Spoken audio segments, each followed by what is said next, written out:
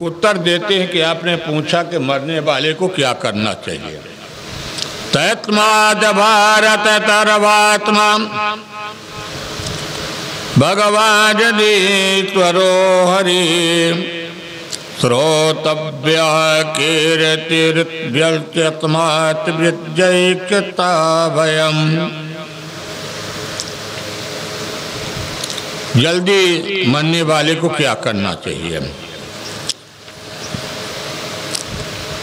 स्वात त्वात पर कृत भजिवृता त्वात न जाने कोय न जाने या त्वात आवन हो या न होय। ये त्वात जैसे लोहार की धौकनी होती है, लोहार की धौकनी के समान मानव शरीर का गति है श्वास।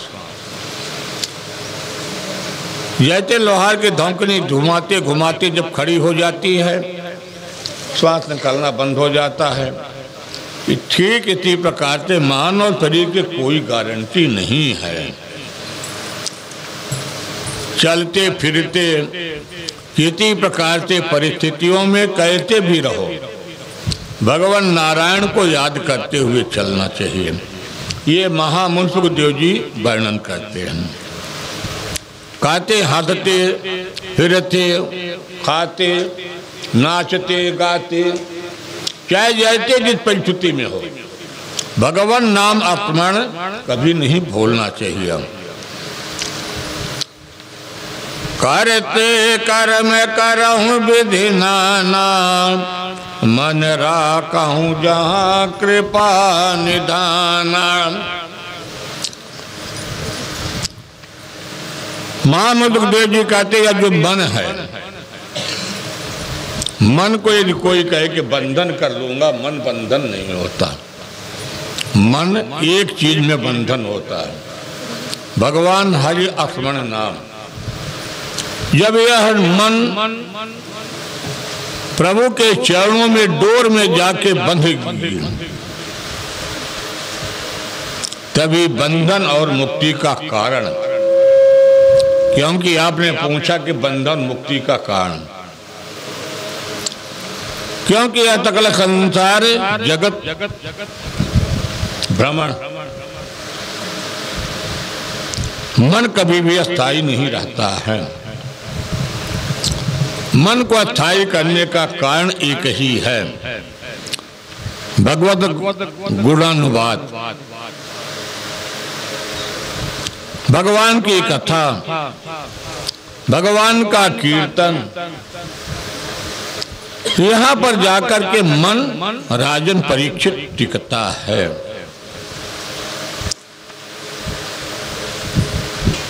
और जो आपने पूछा मुक्ति के कारण, तो मुक्ति कारण राजा पुनः प्रश्न किया कि मन तो बड़ा चंचल है। जैसे ठाकुर जी के मंदिर में गए, कथा भागवत में गए, हाथ में प्रभु को पुष्पांजलि देना है, पर शरीर तो मंदिर में है और मन कहीं और भटक रहा है। सुखदेव जी कहते राजन परीक्षित, मन को केंद्रीकरण करने के लिए भगवान का साधन होता मूर्ति। भगवान के साधन बतलाए जाते हैं। ठाकुर जी को फूल चढ़ाना, स्नान कराना, चंदन तिलक करना, ठाकुर जी को वस्त्र चढ़ाना, ये नैतिक जो आदमी अपना कार्य करता है, यह मन प्रभु के चरणों में बंध जाता है। सुखदेव जी कहते राजन परीक्षित, मन को एकाग्र करने का साधन प्रभु के नैनाभिराम का चिंतन करना। हमारे प्रभु का मुखमंडल कैसा है, प्रभु की मुस्कान कैसी है, प्रभु की नासिका कैसी है। जब अपने मन में जाकर के इन तभी को हम चिंतन करेंगे, नख से लेकर के प्रभु के घुंघराले बालों तक। आप किसी भी परिस्थिति में हो, यात्रा के काल में हो, यदि आपका मन प्रभु के चरणों के संबंध से जुड़ गया है, जैसे यह मन कितना तेजी से भागता है कि मन क्षण भर में हर एक जगह घुमा देता है। इतनी तीव्र गति होती है मन की।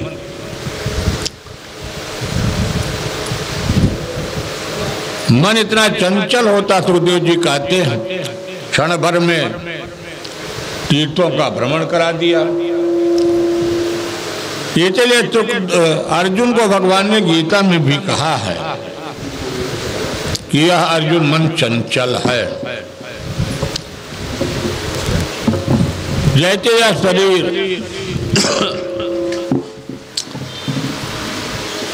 शरीर तो अपना चिंतन में होना चाहिए। आप जो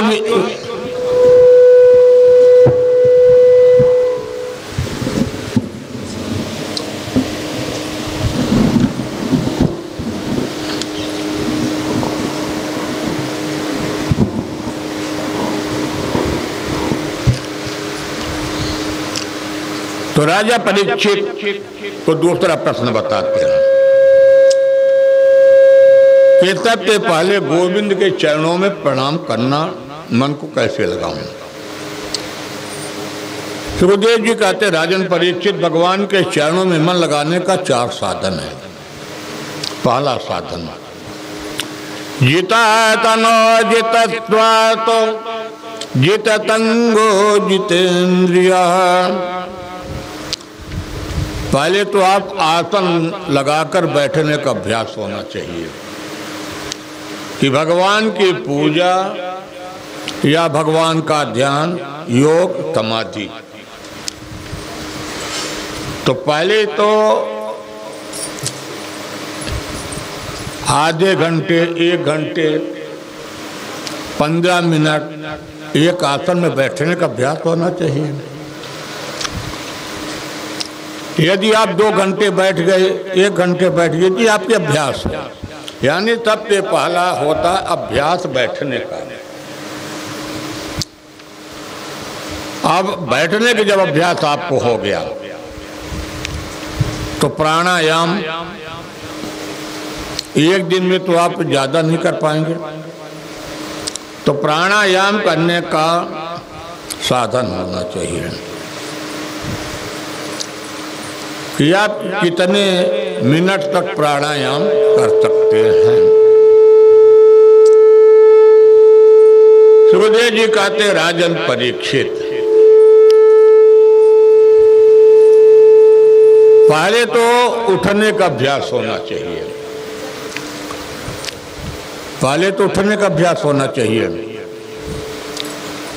अब यदि सो के सूर्योदय के बाद उठेंगे तो कितने समय भगवान का पूजा होगा। इसीलिए हमारे यहाँ ऋषि मुनियों ने कहा है ब्रह्म मुहूर्त में उठने के लिए। 4 बजे ब्रह्म मुहूर्त है, 4 बजे उठना चाहिए। 4 बजे उठ करके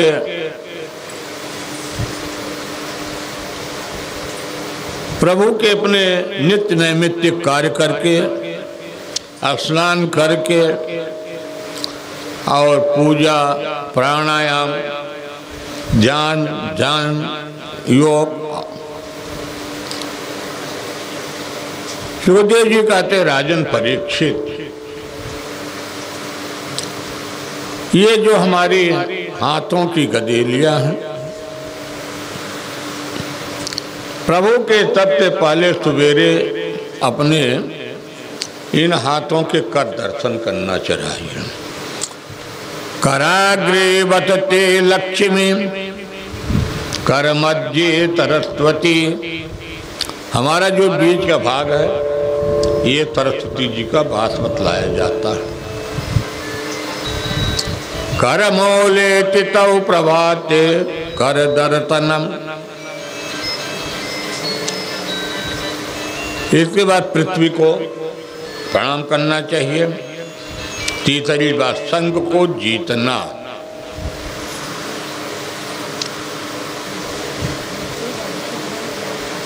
राजा परीक्षित को सुखदेव जी कहते हैं संत सत्संग करना। जैसे शहरों में देखिए जो अपने बुजुर्ग लोग होते हैं, 4-6 लोग एकत्रित होके सुबह सुबह घूमने के लिए चलते हैं।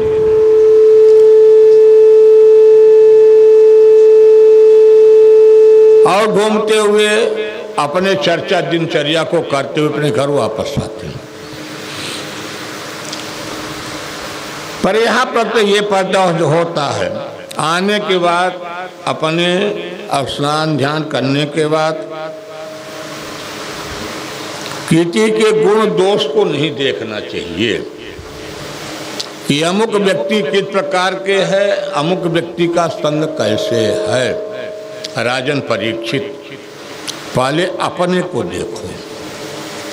संसार है और इस संसार में सब बंदनीय है।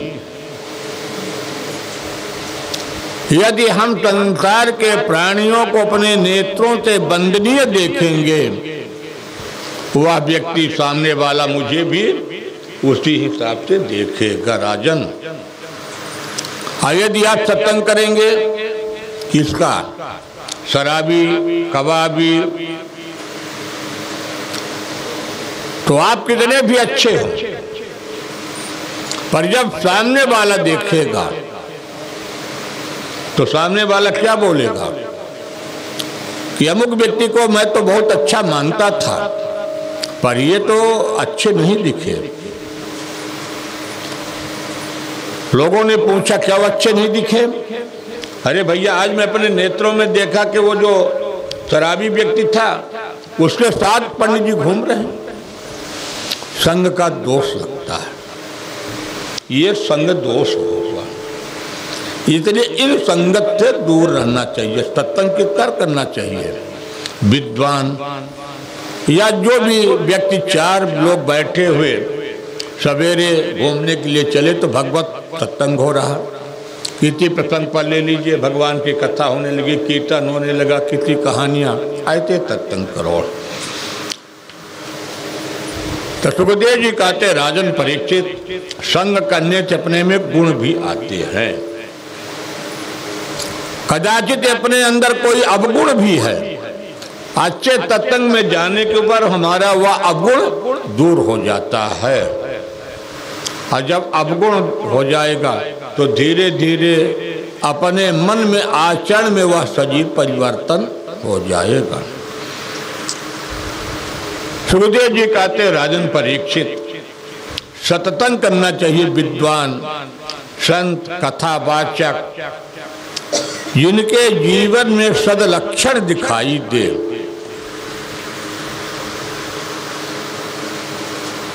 जिनके जीवन में अच्छा व्यवहार दिखाई दे। उन्होंने महामहिम सुखदेव जी कथा के माध्यम से, एक मदालसा नाम की नारी थी और इसका कथा महाभारत में आती है। वह मदालसा नाम की जो नारी थी बड़ी पवित्र आत्मा की नारी थी और उसके घर में एक बालक का जन्म हुआ।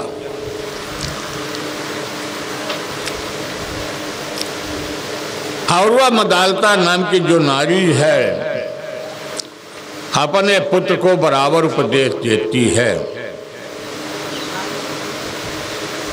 क्योंकि बचपन से हम अपने बच्चों को अच्छा संस्कार देंगे, अच्छे व्यवहार में पालेंगे तो निश्चित एक दिन मेरा वह परिवार अच्छे रास्ते पर चलेगा।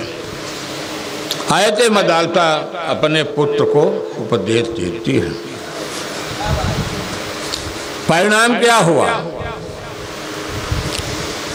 परिणाम ये हुआ कि जब बालक 10 वर्ष का हुआ तब घर द्वार त्याग करके और वह बालक वन में चला गया, तपस्या करने के लिए चला गया।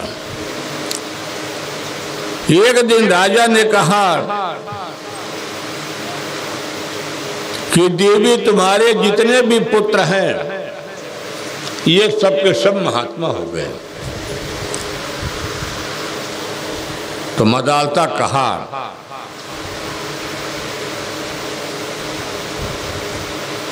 कि मैं एक इनको अच्छा उपाय बताता हूं। तो मदालता ने क्या करती, अपने बच्चे को एक को ताबीज दे देती है। अब गले में ताबीज बांध करके कहती, बेटा तुम जहां भी जाना इस ताबीज को देखते रहना, अकेले रहना तब भी ताबीज को देखते रहना। यदि कभी इच्छा पड़ती है, जानने की इच्छा होती तो इस ताबीज को खोल करके पढ़ लेना, इसमें कौन सा मंत्र लिखा है, तो तुमको आत्मज्ञान स्वयं का स्वयं हो। तत्संगतरवात्मा त्याज्यत चेतुं तक्यते सद्वेत कर्तव्यं ततां तंगोत भेषजं कामं तरवात्महीयोहातं चेक्यत्यतोजितः ममोक्षाम प्रत्युत कार्यं शैवं तत्याभिभेषजम्। तो अदालता नारी के जो बच्चे थे उनके मन में विचार आया कि इस ताबीज को खोल करके मैं पढ़ूं कि इसमें लिखा क्या है।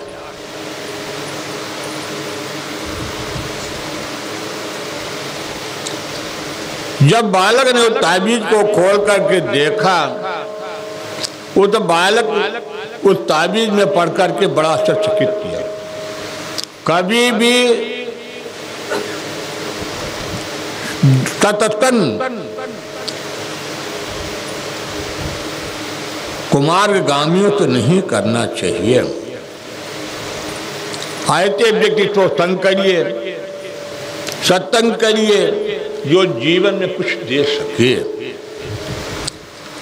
विद्वानों का सत्संग करना चाहिए, संत भगवान का सत्संग करना चाहिए। जहाँ पर कथा भागवत हो, जहाँ पर कीर्तन हो, और जीवन में उस ताबीज के अंतिम में क्या लिखा था, जितेंद्रिय। अपने आप को जितेंद्रिय बनो। मन को काबू करने के लिए जितेंद्रिय कैसे किया जाता है? जो अपनी इंद्रियां हैं, अपने इंद्रियों को अपने बस में रखो, क्योंकि सारे दोष जो आते हैं अपने इंद्रियों में तो नेत्रों के माध्यम से आते हैं। तो जब नेत्र को हम मौका नहीं देंगे, अच्छे कार्यों का दर्शन करेंगे। जैसे आजकल मोबाइल का युग है, तो क्या मोबाइल के युग में अच्छे अच्छे कार्यक्रम आते हैं। भगवान की कथा आती है, संतों का प्रवचन आता है, अनेक विद्वानों के कथा आती हैं, आत्मज्ञान भी मिलेगा और एक दिन अपना मन धीरे धीरे प्रभु के चरणों में समर्पण हो जाएगा, लग जाएगा। चौथी बात, सुखदेव जी कहते हैं, राजन परीक्षित, जब तक जीवन में संयम नहीं आएगा, एकांत में बैठे हैं, एकांत में बैठ करके भी चिंतन करना चाहिए। किसका? पाताल में तत्पादमूलम पटंद पैंड प्रपदेरता तलाहम। दूसरा, सुखदेव जी कहते हैं, परीक्षित, यह सारा विश्व क्या है? प्रपंच है। यदि तो संसार को देखा जाए तो चिंता को त्यागो, चिंतन करो। और जब चिंतन करेंगे तो चिंता अपने आप मिट जाएगी। चिंता कहाँ से आती है? सुखदेव जी कहते परीक्षित, जब हम आप तभी मिलकर के संसार की चिंता करते हैं और संसार की चिंता करना प्रारंभ कर देते हैं तो मन कभी भी एकाग्र नहीं होता। सुखदेव जी कहते राजन परीक्षित, मैं भागवत धर्म की कथा को उपदेश दे रहा हूं। कहते कि सृष्टि के पहले सिर्फ नारायण थे, नारायण के अलावा कुछ नहीं था। तो भगवान नारायण ने किसको प्रकट किए? ब्रह्मा जी को। अब ब्रह्मा जी को आदेश करते सारी सृष्टि को तुम सृष्टि करो। ब्रह्मा जी ने अस्थावर, जंगम, अंडज, पिंडज, उदबीज, श्वेतज, जरायुज, ये सबको सृष्टि करते हैं। ये तब कौन है?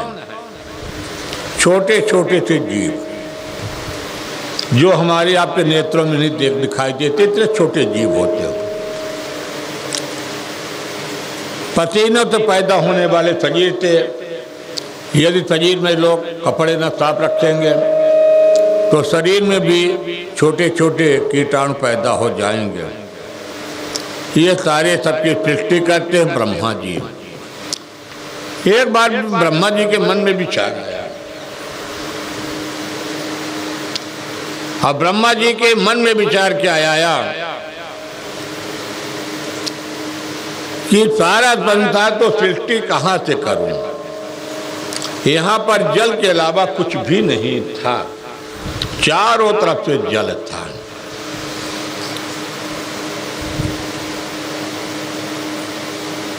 तो शंकर जी, ब्रह्मा जी, वो तो ब्रह्म कमल से जहां पर उनकी उत्पत्ति हुई है,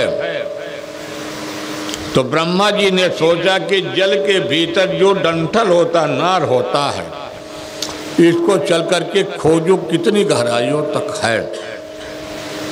अब ब्रह्मा जी खोजते खोजते उस कमल के डंठल को बहुत नीचे तक जाते हैं, पर ब्रह्मा जी उसको खोज नहीं पाते, कितने गहराई में। ब्रह्मा जी ने अपने मुख को घुमाया चारों तरफ, तो ब्रह्मा जी के चतुर्मुख हो गए, चार मुख हो जाते हैं। चार मुख से ब्रह्मा जी दसों दिशाओं को दिखाई दिया, परंतु ब्रह्मा जी एक बड़ी विचित्र घटना देखते हैं। सिर्फ नारायण के अलावा ब्रह्मा जी को कुछ नहीं दिखाई देता है। तो ब्रह्मा जी को भगवान ने, नारायण ने 4 श्लोकों में बताया। यहाँ से भागवत धर्म का उपदेश दिया। अहमेवातमेवाग्रे नान्यदित तद परम पंचादाम यदि तत्यतोवतित्तेति तोत्म्यम् ऋतेत्यत प्रतीयेत न प्रतीयेत चात्मनि त्वदित्यात्मानो मायां यथा वातो यथा तमा यथा मान्ति भूतानि भूतेषु वचनेत्मनो प्रविष्टानि प्रविष्टानि तथा ते तु ते त्वम् एतावदेव जिज्ञातं तद् जिज्ञातुत्यात्मानाम् अनन्य व्यतिरेक काव्यामित त्यात सर्वत्र सर्वदा। ब्रह्मा जी 4 श्लोकों में उपदेश दिया नारायण ने। नारायण ने कहते ब्रह्मा जी, सारी सृष्टि के पहले भी मैं था और सृष्टि के बाद भी मैं हूं। सृष्टि बिगड़ने के बाद भी मैं ही रहूंगा। मैं ही बनाता हूं, मैं ही बचाता हूं।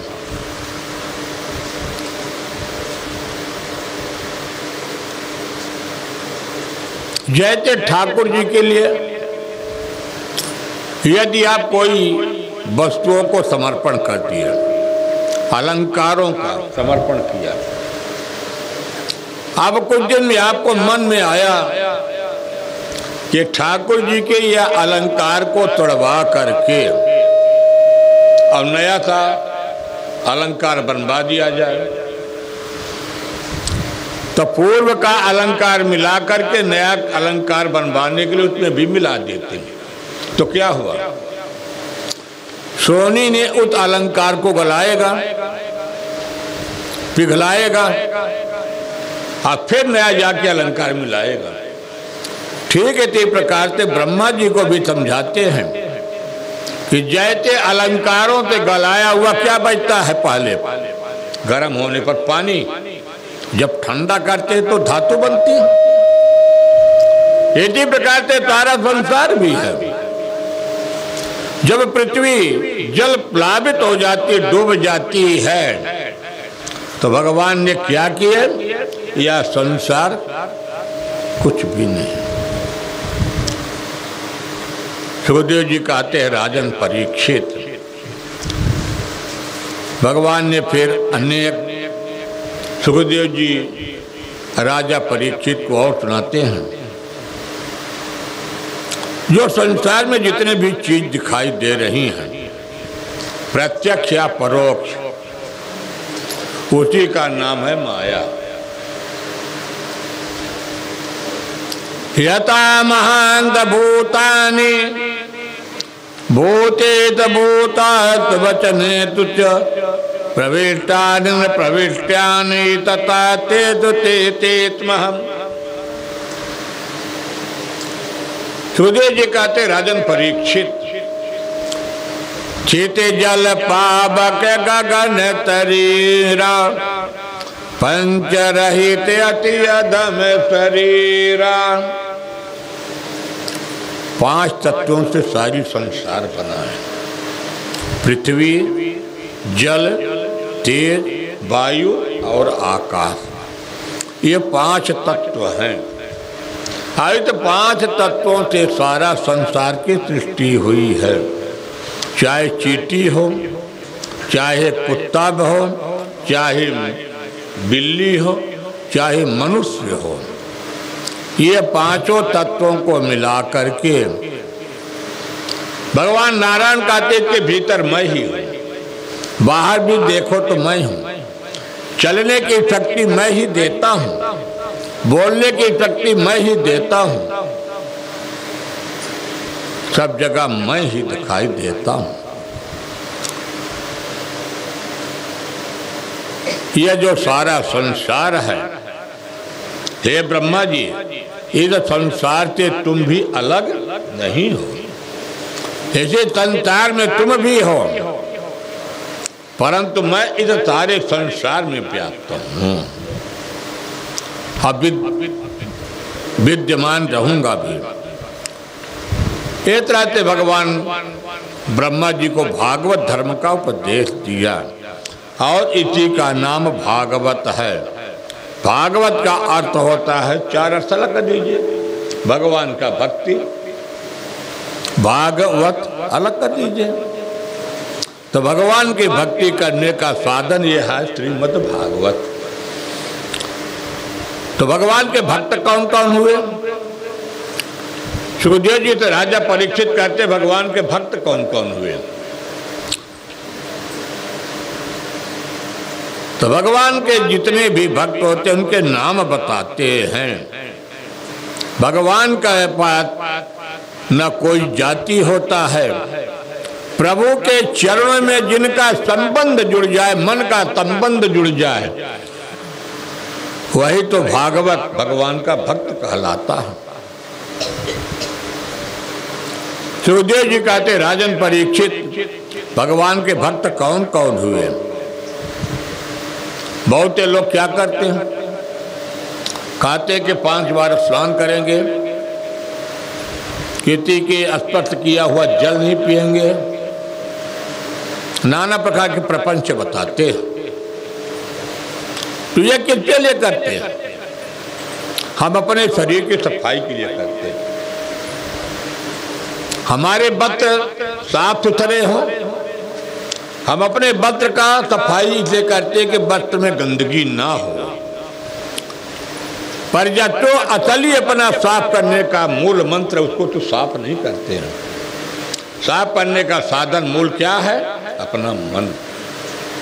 और जब तक मन नहीं साफ होगा तब तक बाह्य चमड़ी को चाहे जितना साफ करें, उसमें बड़ा सुंदर नाम बताया, व्यागत्य चरणं द्रवत्त भयो विद्या गजेन्द्रत्व का जातिर्विदुरत यादव पते रोग्रत किम पौरुतम। भगवान के ध्रुव महाराज जी सौतेली माँ के वचनों से दुखी होकर के 5 वर्ष की आयु में घर को त्याग करके देवक नारद के संग में जाकर के गुरु दीक्षा लेकर के 6 महीने में भगवान का संग प्राप्त किया है। गजेंद्र कौन सा विद्या पढ़ा था? पर पूर्व जन्म के युद्ध की विद्या याद थी गजेंद्र को, सत्संग किया था, और वह गजेंद्र भी जाकर के भगवान के उत्तम गति को प्राप्त किया। विदुर महाराज जी कौन थे? विदुर महाराज जी भी दासी पुत्र थे, जिन्होंने दुर्योधन के अपमान करने पर विदुर महाराज जी ने कौरवों का महामंत्री पद भी त्याग दिया। दुर्योधन यही तब कहा था कि तुम दासी पुत्र हो, मेरे संग में मेरे अन्न से तुम पलते हो। विदुर जी ने कहा कि ये तो तुम्हारी विचार गलत है, और उन्होंने जाकर के महामंत्री का पद त्याग दिया। आए थे विदुर महाराज, भागवत धर्म के महामुनि मैत्रेय जी से मिलन हुआ। यादव वृंदावन के ग्वालिनियां कोई पढ़ी लिखी नहीं थी, पर आज भी देखा जाए अनन्य प्रेम यदि गोप गोपियाओं में है। कोब्जायां चित्रोपम मदिकम केतुर्धाम नो दनम। जब भगवान मथुरा मंडल के शहरों में घूमे हैं तो कुब्जा नाम की दासी मिली। भगवान ने पैरंगे शब्द का उच्चारण किया और सिर्फ भगवान को अंदरा चंदन समर्पण करके अपने भगवान के प्रति भक्ति को प्रकट करती है। भगवान जब सुदामा नाथ के माली के घर में पहुंचे तो माली ने क्या पाया? भगवान को पुष्प की माला बढ़िया पहना करके और भगवान को आशीर्वाद में दे दिया। माली को भी भगवान ने आशीर्वाद दिया। भक्त्या तुत्यंत केवलयम परमया भक्त प्रियो माधव। माधव क्या कहते हैं कि किसी की वैभव संपदा मुझे प्रिय नहीं है, मुझे कोई प्रिय है तो मेरा परम भक्त, और मैं भक्त के हृदय में वास करता हूँ, और भक्त मेरे शिरोमणि है। भगवान यहाँ माधव कहते हैं कि भक्त मेरे शिरोमणि है। हद हमारा प्रभु बढ़ते बेकाई, लीन बतन बातन चुराई। जब प्रभु रामावतार में चित्रकूट में बात किया, वहां पे जितने कोल भील थे, किरात थे, तो प्रभु राम से यही निवेदन किया कि राघव, मेरा तो यह स्वभाव है कि मैं दूसरे के घर में चोरी करना, पर यही अपना सौभाग्य मानो, अपना सौभाग्य नहीं राघव का, कि मैं आपका जो ये चीड़ बदल बलकल, इसको तो मैं चोरी नहीं कर लेता हूं, इतनी ही सौभाग्य समझो। सुखदेव जी कहते राजन परीक्षित, भगवान न किसी को जाति को देखते, न भगवान किसी को उम्र को देखते हैं, भगवान सिर्फ देते हैं, अपने भक्त को देखते हैं। जैसे विदुरानी काकी भगवान को केले के छिलके के भोग लगा करके अपने भाव को प्रकट करती हैं। बोलो वृंदावन बिहारी लाल की जय। यदा तो राजा त्वातुत स्वादोन पुष्पाण दर्भेन विनत देते।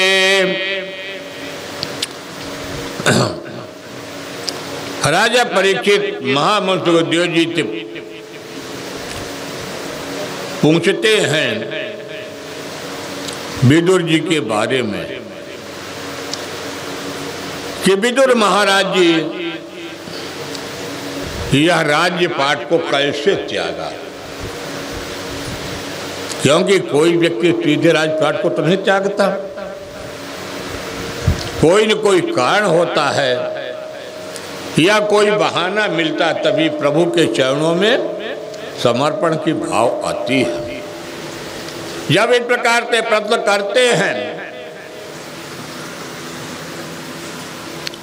अब महामुनि सुखदेव जी राजा परीक्षित जी को बताते हैं, कहते परीक्षित जी, ये तुम्हें कौरवों का राज्य था और कौरवों के राज्य में विदुर महाराज जी महामंत्री के पद पर थे।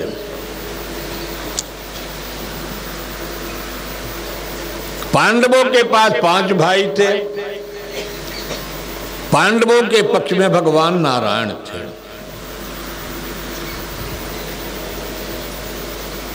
दुर्योधन के पास बहुत बड़ी विशाल सेना, 100 भाई, विशाल साम्राज्य।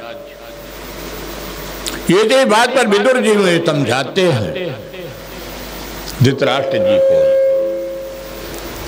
कि राजन, पांडवों को कमजोर मत समझिए, क्योंकि पांडवों के साथ भगवान नारायण हैं।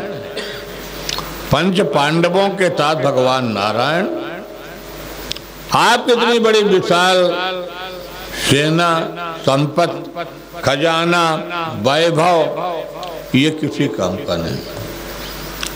कम से कम आपके भाई हैं और भाई होने के नाते इनको 5 गांव आप दे दीजिए, ज्यादा नहीं, 5 गांव।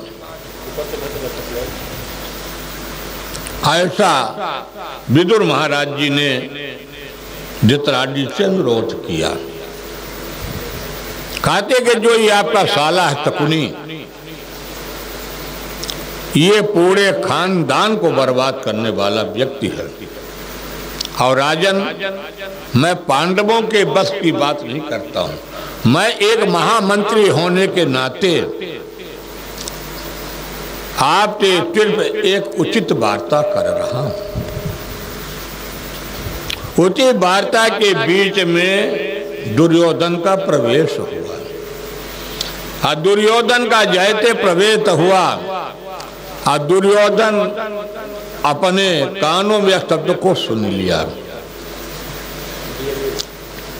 और दुर्योधन विदुर महाराज जी को बड़ा कड़ शब्दों का प्रयोग किया। विदुर जी, तुम मेरे अन्न को ही खाते हो, मेरे अन्न में पलते हो, और दाती पुत्र होकर के मेरे खिलाफ षड्यंत्र रच रहे हो। विदुर महाराज जी कहते, मैं ऐसा नहीं कर रहा हूं, मैं तो सिर्फ पिताजी से अनायातित महाभारत को बचाने के लिए मैं वार्ता कर रहा हूं। दो भाइयों के बीच का संबंध है। थोड़े से संपत्ति के बंटवारा में इतना बड़ा महाभारत होने जा रहा है। विदुर जी को आज अपमानित करके दुर्योधन ने अपने सभा से बाहर कर दिया। अब विदुर महाराज जी वहीं जाकर के आज हस्तिनापुर के राज्य को त्याग दिया। हस्तिनापुर के राज्य को विदुर महाराज जी त्याग करके शहर के बाहर जाकर के अपनी झोपड़ी बना लिया।